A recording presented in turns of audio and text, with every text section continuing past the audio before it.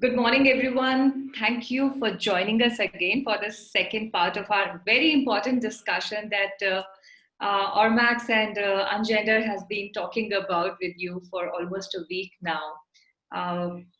We have been putting the spotlight on motherhood, women who are working, women who have been working, women who are working in different scenarios, women as mothers and customers, and how brands should be looking at themselves and establishing the kind of positioning that will be attractive to look at this particular segment, right? Be it as a talent or be it as a customer base. In first part series, we went a little deeper into understanding where exactly the perceptions lie about mothers as talent and customers, and where exactly the brands have not been able to, brands are struggling over a period of years. And in today's conversation, we are going a little specific around childcare, the role, nuances, our understanding in general, what we have witnessed in our life journey from the society, families, and the workplaces that we have been part of, how it is being depicted in movies and media, and how it has evolved. Sometimes the change is very prominent and we all will be able to see it right there in front of our eyes. But right now, the childcare role is still in transition mode. The only thing, Priya, that has helped is this work from home setup, wherein suddenly the nuances of being the primary child caretaker has become more obvious. Yeah. So that's what Priya and I will be talking about today. I'm Pallavi from Ungender. We have Priya from Ormax, a research organization. And we will be addressing questions at the end of the session today. But if you have any questions that you want us to take note of as we are moving about, please leave those in the chat forum. Anything else, Priya, that you would like to add before we start? Nothing, just one home rule. If you could mute yourself and keep the questions flowing, guys, because the idea of this is to have these honest conversations. And sometimes a question sparks a thought because we've worked in this field quite a bit. But, when there's a question, it just sparks a thought and it just brings in all those other events that are associated with these thoughts. Hi, Jamina. Thanks for joining. Yeah. Hi Priya, And lovely to see you. hi Vikas, hi Ishita. Yeah, thanks for joining in. Yeah, great. So how do we start today, Pallavi? Yeah. Priya, let's start with what exactly has been the understanding of child care, right? In the past few years, or ever since, for all of us, from the way that we have started understanding how childcare and motherhood, or taking care of a child usually happens or occurs in families and in societies. And then let's see how exactly that role has transitioned. So when I say childcare, what comes to your mind? Mother. Okay, and that's where I would say that the definition of childcare for the longest time has been that when you say child care, it equals to mother. It's like an equation, correct? And that's why I urged even last time that we need to look at the word caregiver as a shared responsibility. The word now is parenting. Yeah. And when you talk of parenting, it talks of two individuals who have come together as a shared responsibility to look after this person. Yeah. And that's where I think is the most important shift that has to happen, not only in policies, but even in the minds. Like, for example, it has to start at home. Yeah.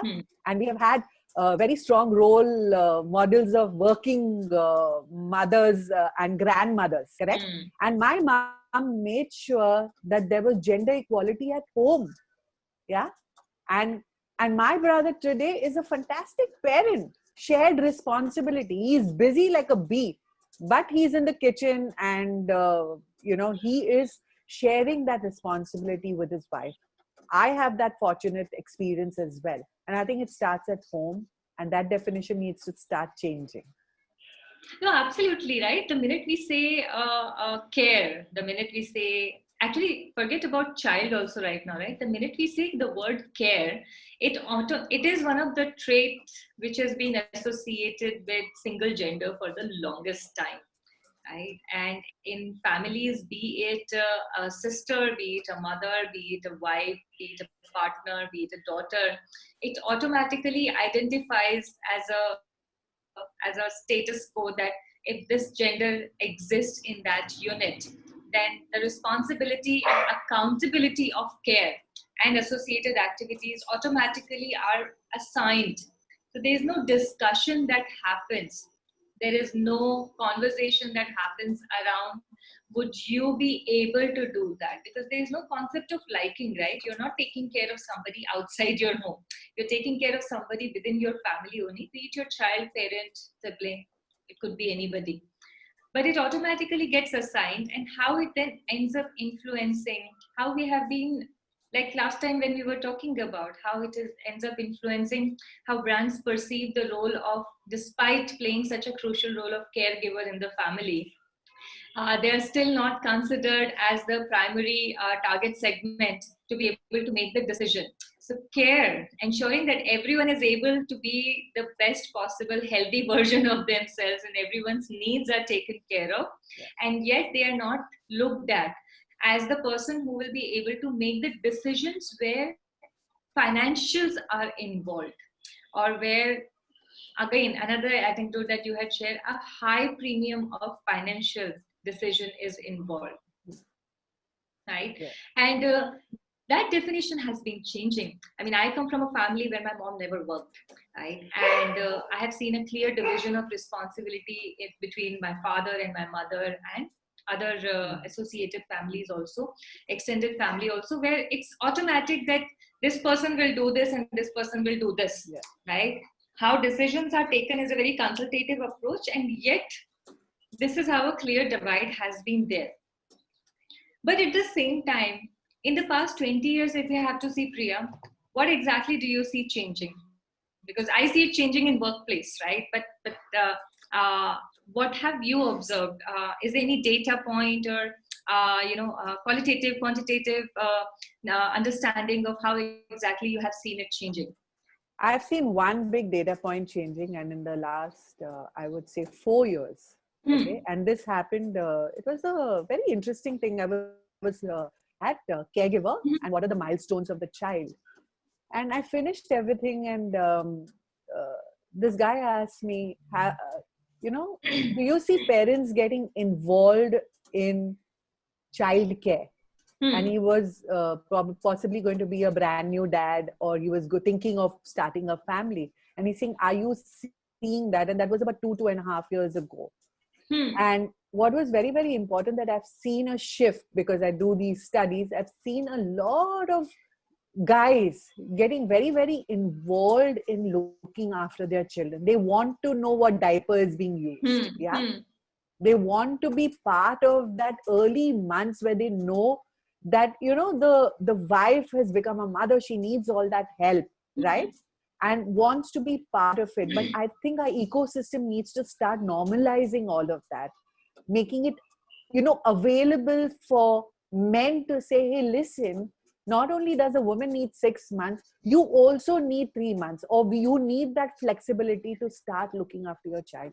Only then, while the movement has started, I've seen that change in conversation where guys have asked me, hey, I know which diaper my child is using. I know what is coming into the house. So they're having those conversations, which I think is a very positive sign. No, absolutely very positive. And that's why we talk about, even if we introduce the best of the policies, right? So for example, Maternity Benefit Act, right? It came in what? It came in somewhere in 1960s, right? And the only time it became part of an active conversation and everyone got to realize that, okay, there are rights for working mothers that can actually create or push the shift from this normal social construct that all of us are part of, and can create a discussion internally in the families also, is when the amendment came in a couple of years ago, right? But the amendment was just an amendment to an existing law that has been around for years now. The issue, and what it again, once again, right, reinforces, is that same conversation that who is going to become a parent, right? It does not ask you this question that who is going to become a parent. It again asks you who is going to be a mother. So the conversation that it has once again, reinforced is the same limitation of looking at just the biological aspect of motherhood, wherein it again pushes the narrative back to that it is the woman who is going to bear a child, and it will be the woman who will be needed in the early or the formative years of the child, and hence it will be the woman who will need this flexibility. But nobody in the organization ever goes to a man or another parent and asks them that if your wife or if your partner is going to be a mother, then you are going to be a father, you're going to be a parent too. And here I'm not bringing the same sex, not talking about other aspects. So the idea is to be completely inclusive, but just taking one of the scenarios here, that nobody approaches a male partner as a father and asks them that, will you not be needing the same time to devote towards providing the care or taking care of your child who is just being born, right? And the perception that gets extended from there is that a male parent will never need a break or will never need the flexibility in workplace, whereas a female parent, a woman parent will always need it, because the law also says that you have to give it, right? And that's the conversation that has gotten reinforced with maternity benefit. We are obviously not saying that we don't want leaves. Nobody's saying that there should be no leaves, or the legal provisions that have come out are not something which is welcomed or is not acceptable. But it's very important to understand that when we are doing good for one specific gender here, and here what the law has intended to make good for women as a mother, somewhere it has ended up reinforcing the same presumption that she will be the one who will need to stay at home now, right? And how it affects other associated aspects of how we were discussing last session also, the economic independence part gets deeply affected, right? Not just from a talent perspective, that how attractive this talent is, considering the age bar that person, that particular woman is at, whether they have had one child only, then the companies always know that there is a possibility they may want another child, so maternity leave may include करना पड़ेगा इन्हें, ये maternity leave के section में आ सकते हैं कभी ना कभी. But when you're looking at a male talent, right, when you're looking at a man, you don't even bother thinking about क्या age है, मैरिज हुई है या नहीं हुई है, कितने बच्चे हैं, बच्चों की क्या एज है, and so on and so forth.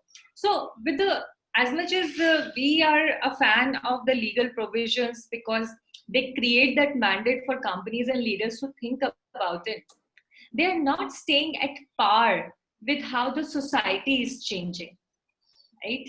And that's the change that we find at an imbalance.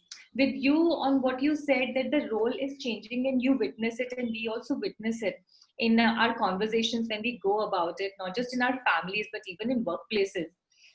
But somewhere the disconnect from the laws that are being created and how the society is evolving, that disconnect still continues. So the point which I was arriving at was that somewhere the laws have been able to create more provisions from the caregiver, and especially from a mother perspective, right? And even in the policies and organizations, we see that there's always more flexibility which is given, that oh, you're living in a joint family, it's okay, you can leave early.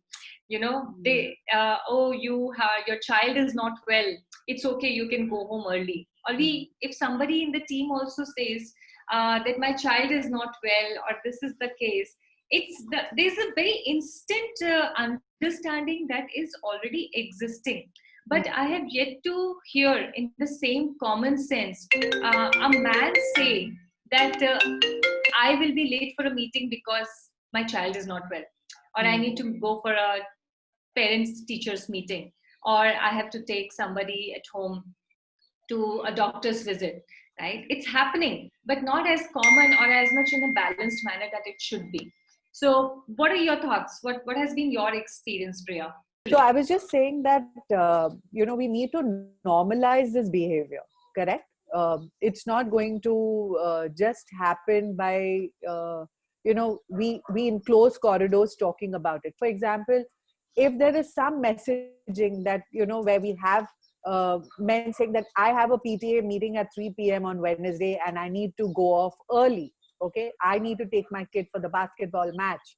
Or we show advertising which shows, a father actually, like say if there was an ad where the father was actually preparing the child for this, sports game. Much of it also has to start with schools asking who's going to come for this meeting, right? It's assumed that most of the time it is a mother who's going to be there. It is, very rarely you've seen this one odd father and then he keeps looking out if there's another male dad going to join, correct? And that narrative has to start changing in schools, in our communication, in terms of the way we ourselves talk, right? Who's going to go for this meeting, right? It is not assumed. Once we start making these assumptions and we stop making them, I see there's going to be a change happening. Only then, yeah. No, that's true. And see, as much as from the legal system side, we are all up for pushing it. But our normal society, if we have to say it, they will get more influenced by what is being shown in movies and media and advertisements and print media. Yeah. Right, Priya? And Yes. that's where I think some major conversations are being to, if I sit amongst a group of friends or colleagues, they may not know what are the policies that companies are introducing as amazing policies. They may not know what are the wonderful inclusive laws that are coming up, but they would definitely have an imprint of some advertisement that has been able to showcase it in a manner that makes that narrative shift in their thought process, right? And that's the role that we are expecting brands to be able to play, right? And internally, I can speak that whenever a woman is applying for a job, right? What are the thoughts that are going in their head? That am I good enough for this? Will I be able to be part of this competitive environment? Will I be able to work as hectically as the rest of the team is doing? That is also why we see some of the industry sectors and organizations where women are part of and somewhere where they are not part of it. Right? Especially startups. I know that startups struggle very hard to attract women employees and technology startups. Now, it is not as if that talent is the problem. The perception of the expectations from them is the problem. That somewhere we will have to let go of every other aspect of our personal life in order to make it or break it in this particular setup. Working round the clock, being able to be flexible, prioritizing the growth of the company above everything else. Not considering and this is the standard startup ecosystem. I'm not saying that there are not wonderful companies out there. There are, and we have been having conversations with them. But that's the perception that is there. It may not really be the reality, but the perception remains to be like that. And from the time that they will apply, even the questions, because we speak to a lot of women who go for these conversations or who have gone through these conversations to understand what were the questions that they believe that were automatically putting them in some category. Right? And that's where the role of being the caregiver or being the nurturer in the family, being a mother, makes a lot of difference, because you cannot not share that particular aspect. Right? If somebody is going to ask you a question as directly as whether you will be able to work round the clock, it is very difficult for somebody to say that yes, I will, considering that there are so much more aspects to their personal life that require equal amount of attention. I had a thought, Pallavi, something that came up in our first webinar, and I was watching I love content. I love watching movies and serials and things like that. I must openly admit that. And I'm watching one which is called One Day at a Time. And this is something that what you had also said. I think women don't negotiate. yeah, at the workplace. What I mean by the word negotiate, I'm not only talking about the economics part of it. I don't think so. We say that we want this, this, and this. This is how we want to work, because we are working in a system which has already been, like a policy that has been put in place like many years ago, like the industrialization, right? From the industrial era. Today, when we are in an era which is not the industrial era, then the ecosystem of the workplace has to make those changes. And I think women themselves have to start asking, negotiating, putting and saying that this is how I am going to work, because this is the responsibility that I have. And that goes even for the males, if they are going to be parents, correct, and caregivers. And I think that is super important. And right from your salaries to how you want to work, when will you, like for example, the common myth is that if you're working from home, for all of us today, is right, that productivity will go down, efficiency will go down, you will slack. Oh, if you're a parent, possibly you're taking care of your kids and not working. All of that will have to be addressed, because we're not in the industrial area of a 9-to-5 factory job anymore, correct? And I'm seeing a lot of traction over there, a lot of changes out there. And even in the tech world, I was talking to a UX designer, developer. He said there are many tech companies that are 100% remote working. And I'm sure that there are women in that, not as much, but there are women. And if they can manage beautifully, then we should copy those examples of those companies and how they're going to make that work, right? No, absolutely. And Priya, look at how the past 4 months have changed things, right? Even before we started this session, we were talking about the same thing, that now how comfortable and normal it is now that I can come to a video call while my children are running behind me, or they come and ask me a question in between, right? And you will not doubt my ability to be the same talent that you took me in for, right? Similarly, I have had conversations with young mothers who are, who have their child in their lap, and then they're still having the conversation with the same efficiency that I think they would have had otherwise also, because I've had multiple level of conversations with them. And that is the shift that is happening in the workplaces right now. Yeah. But so far, because it has not affected any company's internal provisions. So let's take the example of putting up creche and feeding rooms in companies, right? If as a young mother, if I want to bring my child to work, it's not as if the company can stop me, right? Because maternity leave is something that I may or may not want to take.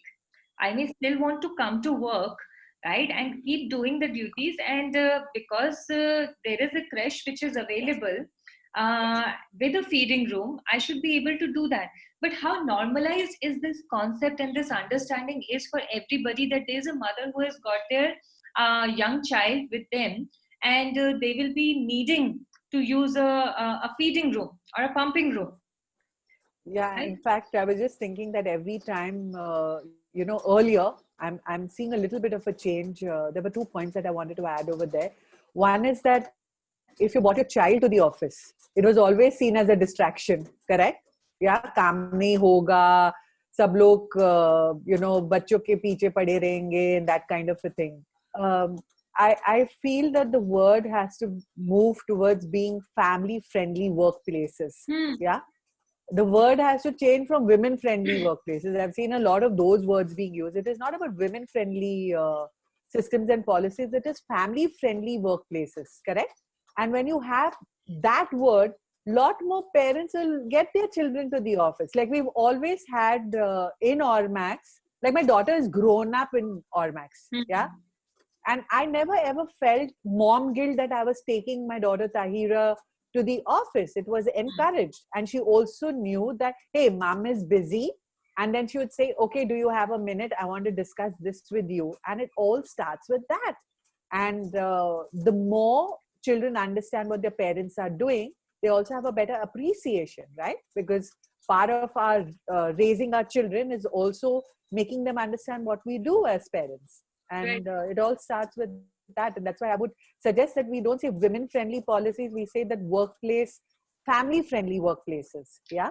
Family, yes, no, absolutely. So, what used to happen in Philippines is that there's a concept of large families living together. The joint family structure is very solidly ingrained there. And what it made me realize is that nobody in the office ever had to worry about who is taking care of the aging parents at home. Care is not just about a mother and a child, right? Care is about everybody in the family.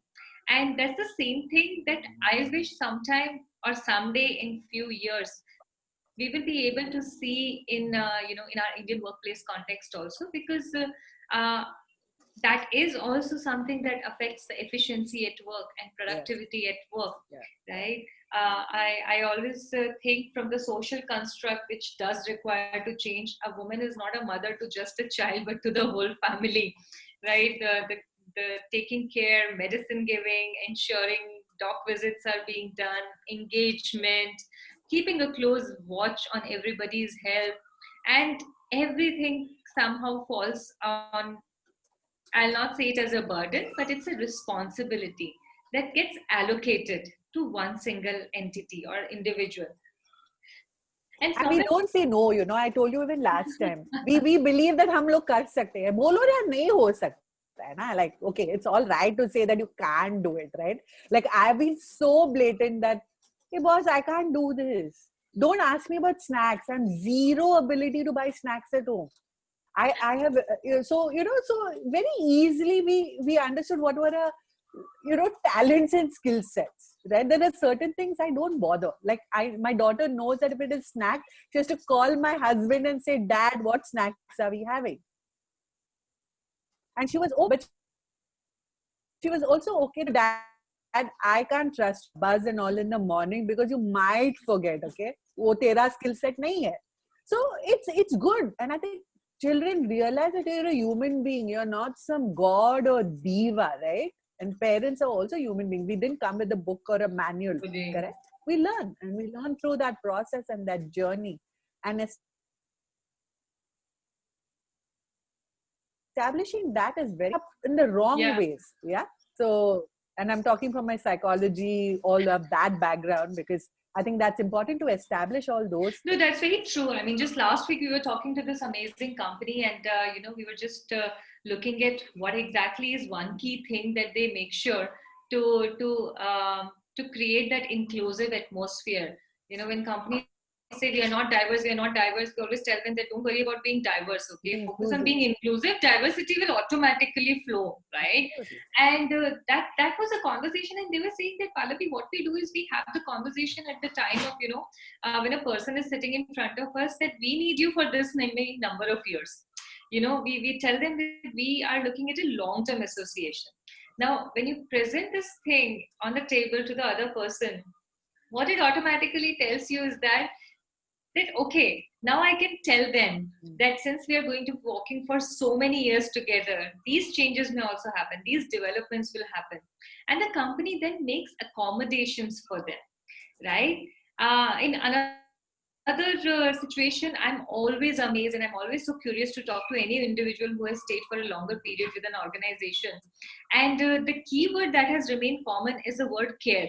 While we're talking about the role of a caregiver, the company itself needs to make sure that the care is extended to your employees. And how they were able to do that was they will always accommodate and proactively ask people, how many you have parents that you leave at home when you come to work? How many you have been able to create a communication structure? They were openly told that if you are in a meeting and somebody from family calls you, you are free to interrupt the meeting and take the calls. And this was said not just in a gender specific manner, that if you're a woman, then you can pick up the calls and there is no issue around it, but it was said to everybody without identifying one single gender as a rule here. And what it allowed to do was everyone was able to balance out different activities and responsibilities in their life, no matter what stage of the work that they were in. And that created the comfort and the care, that it's not just me who cares for my parents, but it's my company also who cares for my parents. And there's a shared responsibility. Somebody's sharing the responsibility with me, and made a lot of difference for people. In fact, I'm glad you brought up that point, because, many people used to say my style of, talking to people who wanted to be part of my company was very unusual, because I used to ask a lot about the family. Because I wanted to know where I would have to give that support, correct? Yeah. And if we have to establish that long-term relationship, and if we ask people that we really care and we believe that we are an Ormax family, then I need to know you as much, correct? I need to know Vikas is on this team. I know his parents. Yeah, but I know what he goes through. And that was even during COVID. I knew exactly what was happening, because I had a sense of the family, and it was not something I was doing because the pandemic is here, correct? That is part of the culture. And I can see Srimati asking which company is that you're talking about, Pallavi, because this is all happening. We want to know which companies are out there putting themselves out. Yeah, absolutely. Srimati, I will share. In fact, what we do is, in fact, we should interview Ormax also, Priya. I just realized we showcase inclusive companies with culture that is not just a trend that has come out from today or in the past 1 month, but have a legacy of being that kind of company, because that's how long it takes for you to actually be able to prove that you are truly inclusive. And not just one policy, not just another policy. In fact, Rinku was shocked that I interviewed her for 4 hours. She was wondering what is wrong. And but the important was not that I'm taking Rinku as a talent because she is this and that kind of a thing. I wanted to know her. And it's important, as that is a step when we are talking and looking at who we want as part of our culture and our family, correct? And that's why I want to say workplace, family, inclusive policies. Yeah. So that's very important, because somewhere companies can no longer say, not just during the COVID, even post-COVID, I don't see that changing now, Priya, that no company can now afford to say that, Srimati is saying that your problem will become my problem. No, my team member's problem is my problem. Yes. And the only time you actually establish that, then your problems will also become their problem. Right? And when you share these conversations, when you have these discussions, everything actually is easier to manage, be it work related things, be it personal life related things. But we are not saying that the professionalism and KRAs and KPI aspects of a workplace should go away. But when we talk about caregiving, right, somewhere I think companies need to realize, and brands need to realize, that they have to also incorporate care as part of their DNA now, because if that doesn't happen, no matter the best of the policies that you introduce, no matter the best of the brand ambassadors that you hire, no matter amazing advertisements that you come up with, it is not going to create the desired impact that you are looking at when it comes to an internal team and growth and other aspects. I was just going to say, I've read so much about mom guilt. In the next 10 years, I would like to hear the word dad guilt. Yes. Yeah? So the reason why all women experience mom guilt, okay, that I know because my psychologist, expert, teacher has told me that, correct? But what happens to when working women get into that mom guilt accentuates, correct? Because you believe that you're going out, something is going to get compromised, something is going to get hampered. Lo behold, if the child is not doing well in school or something happens, it all comes back because you're now going to work and all of that, correct? Yeah. The word that I would say, that if we are moving to this gender inclusive, mom guilt, the guilt is something that will happen. That word should not only be attributed to saying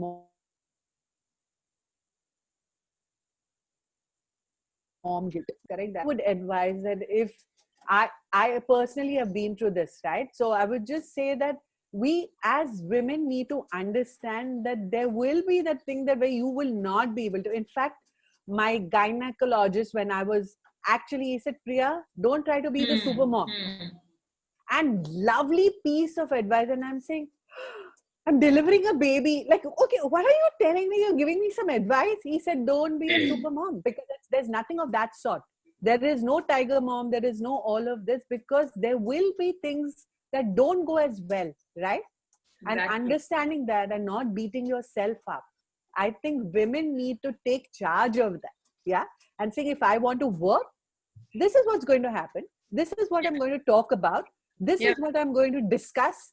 And I know Srimati said that we don't want to negotiate. We don't want to talk about these things. And I think it starts from us as well. Yeah. No, that's true. I mean, couple of years ago, when in our colony, where no woman was working, every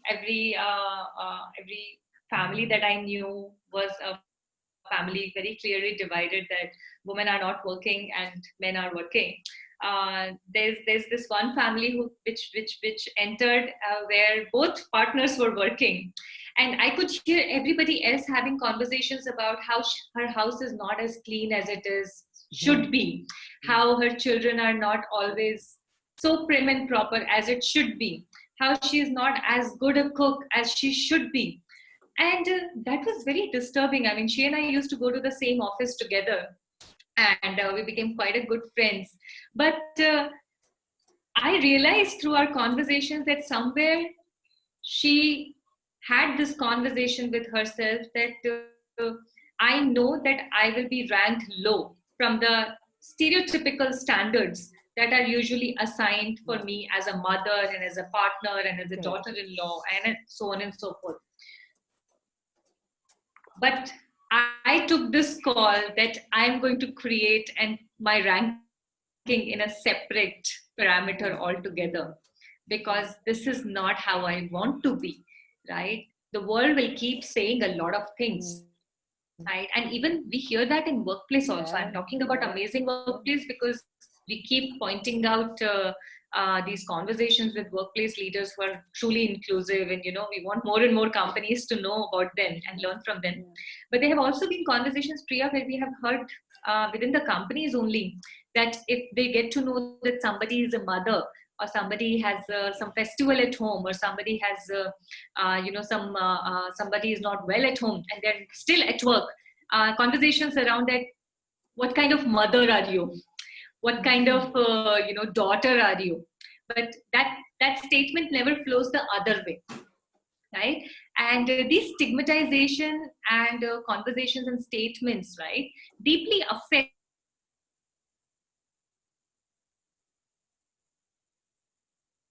the role. Society has to carve out this role, but at the same time, until unless we act upon it, right, we are also carving this out.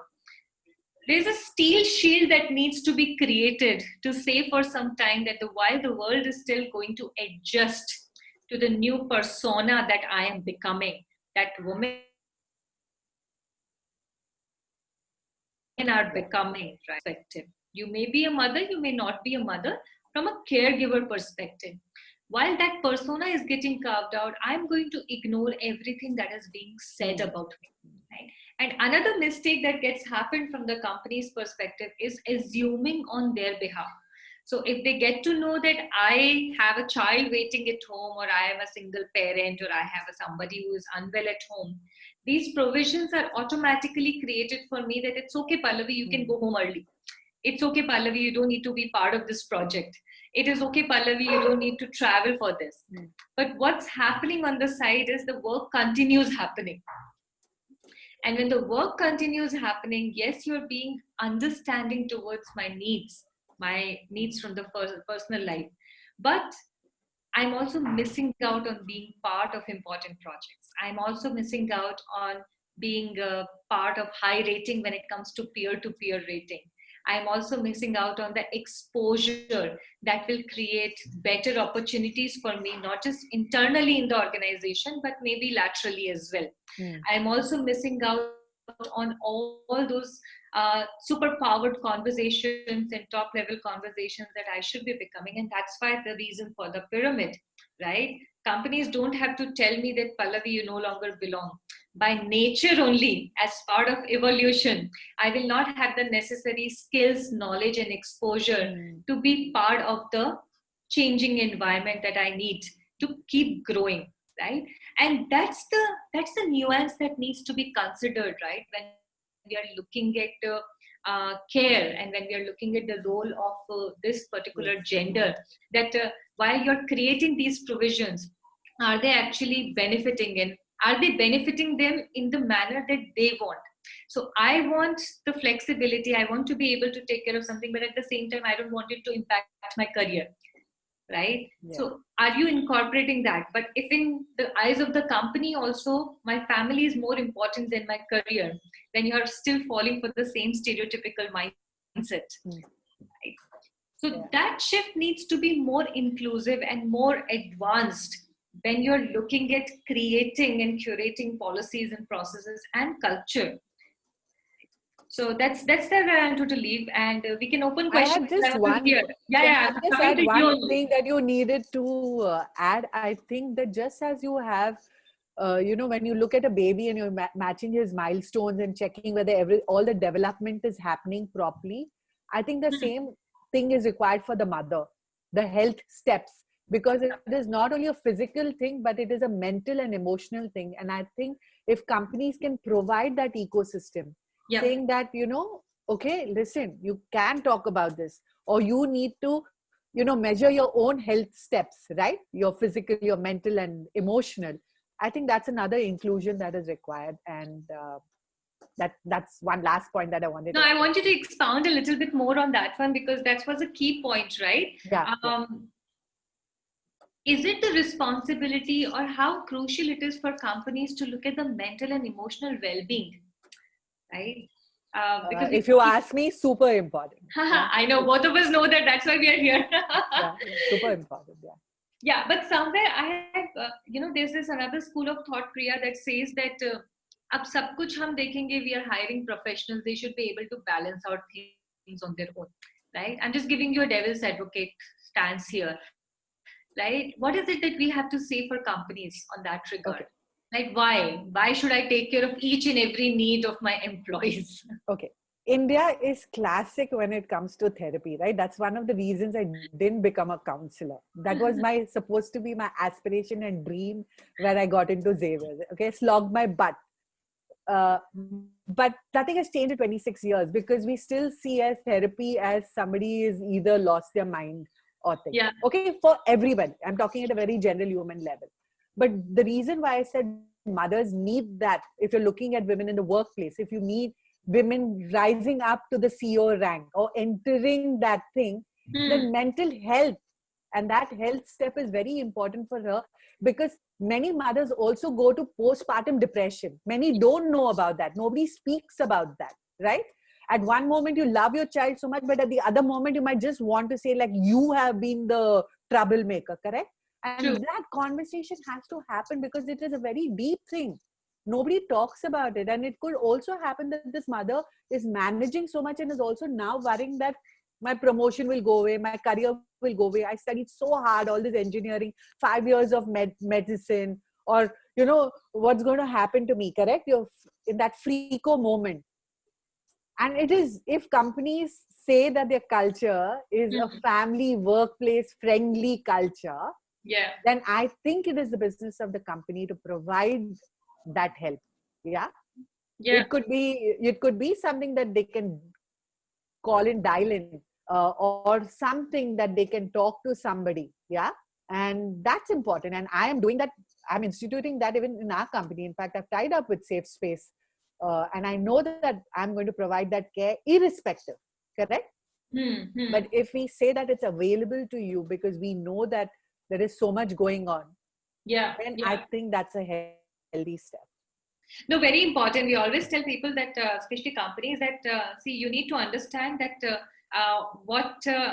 it's not you, it's not them, it's the social construct and DNA that has been made part of, wherein we come with this additional responsibilities, knowing that we have to take care of this also, this also, this also, this also, this also, right? And what you need to invest in is making sure that that compartmentalizing starts happening. Or if you choose to do that, and if there's any stigma associated with it, right? That word is very difficult to say. I know, so that's why I'm saying it. So then you help us address that because you value us as talent, right? Now, on the other hand, what you need to do with the other gender is to get them to understand that you have so far you have only been thinking about work. You need to create a balance and create compartments for other activities also, because the balance is not going to happen by just teaching. Patacha, for all you know, both partners are at work only and nobody's taking care at home. That is also not what we are talking about, right? What we're talking about is the balance, is that wheel wherein wherever somebody's presence is required, we are not just putting the spotlight on one gender and saying that it should be you only and the other one stays at I home. think we And should that's use how the word change will happen. parenting. This is a problem. I'm very fussed about semantic words because that is something that I always think about. When we say parenting, it just brings it a new definition. No? No, language plays a huge role. That's where I started off when we both got together to do this. I said, if we can sow the seeds of these words, Yeah. in the future, just 5 words. Like at the end of it, we'll say, okay, we'll just talk about these 5 words. And parenting, shared responsibility, Yeah. family, workplace, inclusive culture. You will see that change happening. I've seen that, and I've seen at the moment. I realized about a year ago because I was listening to this podcast, and a very startup company said, we have said that one day in a month you can take leave, which is called self-care. And something happened to me. I said, wow. I said, I want this for Allmax. Yeah, I want this for Allmax. And I'm going to make sure that people have that one day of self-care. They call me and say, listen, I have started doing it. Not only because of the pandemic, I said, listen, brains are getting fried. I need to take a day off. And that's when we're actually living what we say, right? We're putting a foot where we want to, where we're putting what we want to say. Otherwise, it's just lip service. And I remember even last webinar, somebody said it's all lip service otherwise. Yeah, दिखाने के लिए, सब बोलने के लिए अच्छा है, पर करना चाहिए. The minute companies will start looking at not a segment and dedicated gender is something that needs special attention. If we will hire women or if we will hire mothers, we will have to create special provisions. They know that even if we hire a man, we will still need to create parental or paternal policies, right? Yeah. We will still need to create provisions for flexible working. We will still need to create provisions for understanding that they also need to be focusing on home needs, right? I think everything will fall into place, right? And that's the DNA shift that is required. Yeah. But with you, let's hear from our audience if there are any questions, if there are any comments that they would like to make. There are lots of comments actually.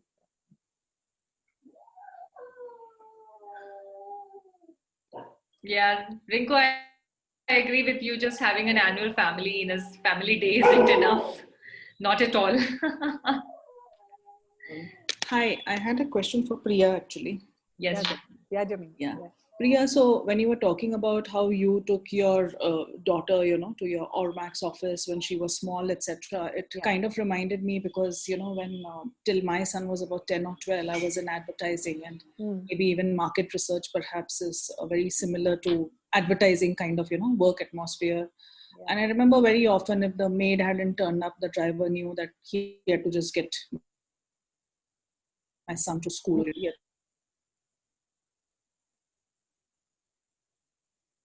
To get him back supposedly a holiday, but we used to end up working kind of a thing. And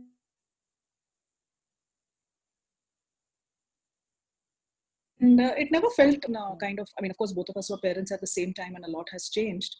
Are they more open to, these kind of experiences? Because believe it or not, about 5 or 6 years back when I was in a formal corporate retail environment, one day one of the ladies had, came to office a little late, and that was because when she went to drop her son to school, some principal or somebody, somebody had died and they had declared a leave, and then she couldn't do anything, and she came to work because she was in finance. She had to do some certain billing which was due that day, so she came with the kid, and there was quite a bit of ruckus from our then CEO then saying, how can you get a kid to this and figure out and stuff of that kind. And I was like, oh my god, thank god I was in advertising and not corporate then.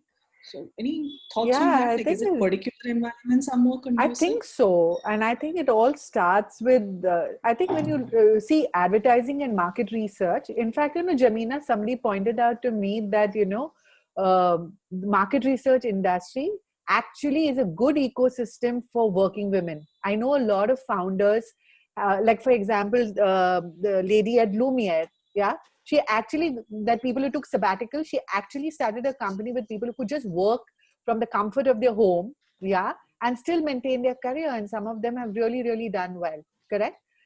So I think our ecosystem possibly was already doing that, so it became very very easier and became acceptable norm of behavior, correct, for us, yeah.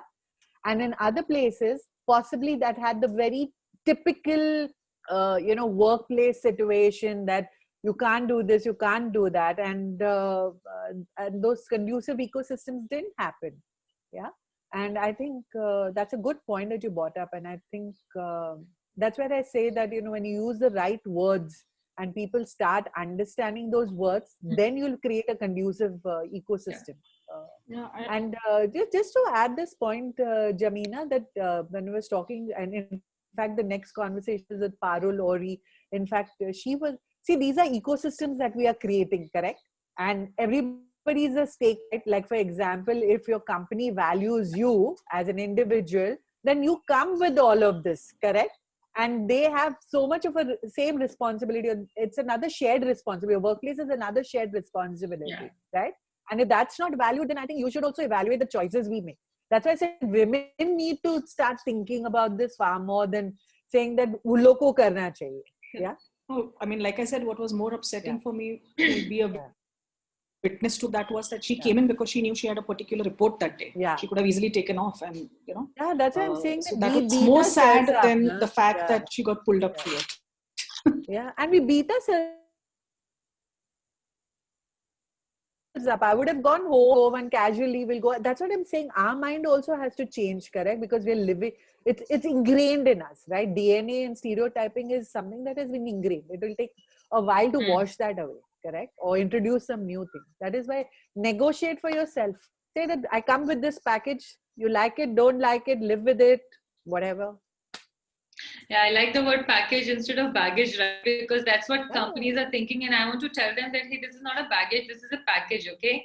The very fact that, I love the very fact that, I'm sitting in front of you is because of not that I'm desperate, but because I know that what exactly is it that this life is, this knowledge is, and do you have what it takes to make me part of your team?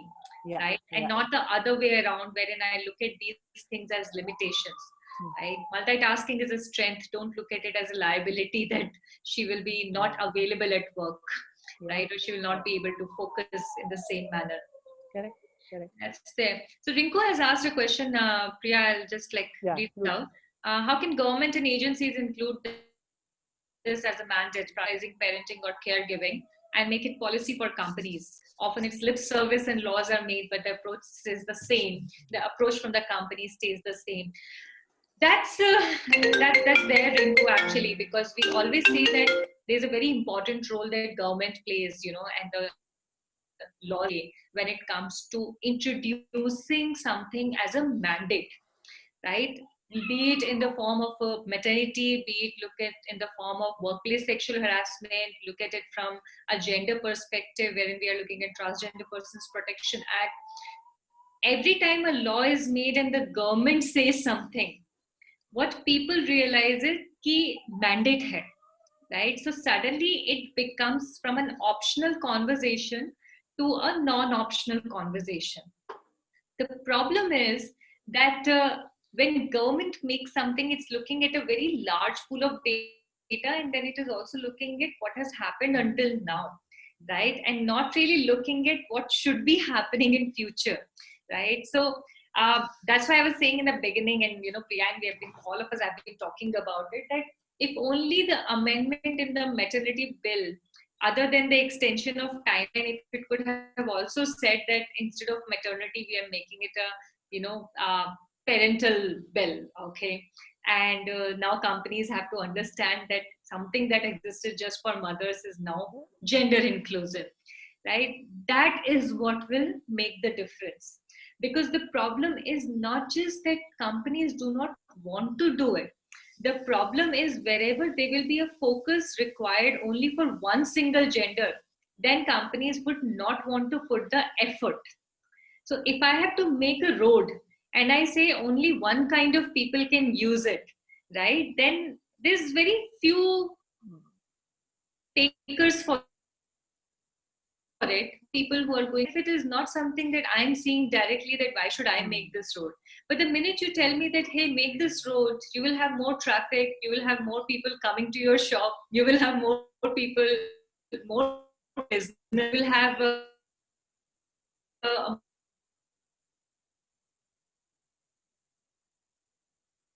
invest in it, even thinking about it and planning about it. Secondly, from a lip service to make that completely shady. We introduce it's telling the child that देखो तुमको ये नहीं करना है अब से, और अगर ये किया तो ऐसा होगा, consequence. You're not monitoring whether the child get right, then you can't actually go to the consequence that you are using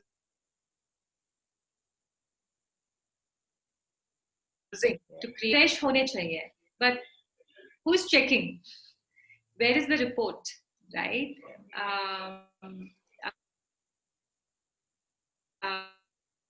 Policies होनी चाहिए. Even the people, as a woman, I know that policies होनी चाहिए.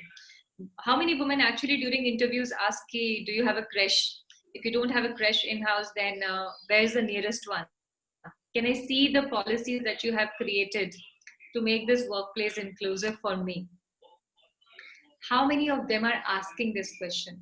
So we don't ask and they don't tell, and nobody puts the infrastructure or policies in place. And things continue to be the way they have been so far. Right? So we always say that we have to educate the people for whom these provisions are being created for, so that you can ask these questions to the companies that, do you have this, right? And you will also know what a company is creating because it's a mandate, and what a company is creating because that's something that they have gone above and beyond the general mandate. You know, when companies say that हमारे यहाँ तो fresh है, हम तो हमारे employees का बहुत ध्यान रखते हैं, it's very good, but don't say that this is something that you have done as a value add. This is a bare minimum that as an employer you're anyway required to do, right? So I'm sorry, nobody will give you a award for this. ये तो bare minimum है, आप बताइए इसके ऊपर आपने और क्या किया है? Not taking away the goodness part here, right? It's good when you comply, but please understand that some things are bare minimum. If I come to your home, you will offer me water at least. If you offer me like 10 kinds of water, that's a different thing, but you will at least offer me water, right? That's bare minimum. That much anyway will do. So that's the difference in mindset shift that needs to be happening. Priya, you have anything to add there? No, or should no, we I was looking at Srimati's question, which says, do job seekers have that leverage? Yeah. Yeah. Actually, Srimati, to be very honest, the more we have been, so there was a time, couple of years back, wherein we realized that there are very few companies out there who will be, you know, who are good enough for women. So that it's very difficult for women to find jobs. But the more we have opened to looking out and seeking out companies which are inclusive, it's surprising that we just need to match them. We just need to tell women that these are the workplaces where you should be going because they deserve you, you know, not the other way around.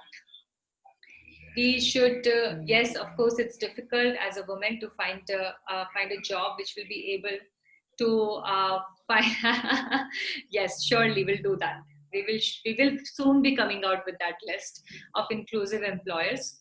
And that's precisely the whole point, that women should know what questions to ask. We should know which companies have these provisions. What is let's raise the standard, right? That just because you're willing to hire us does not really mean that there's a favor that is being extended, right? It's an agreement. So I think it's high time that we start asking these questions and create a higher benchmark for companies to be pushed that we need to aspire to be an inclusive employer. Yeah. And I see companies feeling that also because, and I hated the angle that they are realizing it is because they have only been looking at a specific gender, Priya, and that specific gender continues to remain in demand. So they're charging him a lot, right? And the only time they look at women segment is because it will come cost effective. This talent is cost effective. Yeah. But the focus is shifting. All we want to make sure is that it should not be as cost effective as they're imagining ki आधे price में talent मिल जाएगा. I have been blatantly shameless right from the beginning. That's why my friends say that, we don't know how you thought of it. But that was because of a very strong belief of what I've studied, what my parents have given me, what I believe in myself, right? And I knew what I was going to bring to the table, correct? And I said, I think I need this. Now, whether you can give me or not give me, that's a different question, right? But the fact that we start asking first step, right? Srimati, you said that, do we have the leverage? The leverage will never know if you don't do it, right? As far as I'm concerned. Yeah. That's true. That's very true. Yeah. And I remember Rinku asked me some very bold questions. And I said, okay. Yeah. And I think we should, as leaders, be able to answer it. Otherwise, why are we saying what we are absolutely saying? And sometimes when the other person is not asking, we have to tell them that, hey, are you not going to ask me about this? Are you not going to ask me this? Because it introduces that comfort and also this stance that you should be the one asking me whether I as a company can give this to you or not, and then make that decision. Super. I think we are at the close. Any more questions, or I think we are good. I think we are good. For any additional questions, please feel free to write us an email. Let us know what other extended topics you would like us to cover. Yeah. We will look forward to seeing all of you again at 2. And free from Momspresso. I think that's going to be exciting because how social media and the way motherhood is, or how they've created an ecosystem for the modern day approach to childcare. I think that's going to be a fantastic conversation with the three of us. Yeah. Looking forward to seeing you at 2. Bye, guys. Bye, everyone. Bye.